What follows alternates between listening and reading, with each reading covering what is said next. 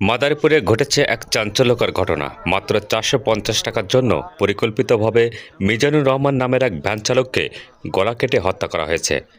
ঘটনাটি ঘটেছে মাদারীপুরের শিবচরে। ভ্যান ভাড়া বাবদ পাওনা ৪৫০ টাকা চাওয়ায় ৩ আসামি পরিকল্পিতভাবে গলা কেটে হত্যা করে ভ্যান চালক মিজানুর রহমান গাজীকে। পরে তার অটোভ্যানটি নিয়ে তারা চলে যায়।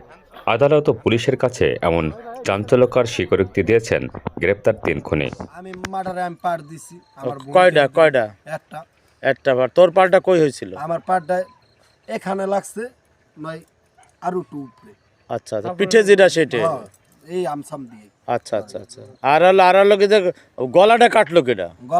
গলা বাইছে এই না পারটা দিছে স্বাধীন। কাদেরপুর ইউনিয়নের একটি ভুট্টা খেতে একটি গলা কাটা লাশ আমরা উদ্ধার করি।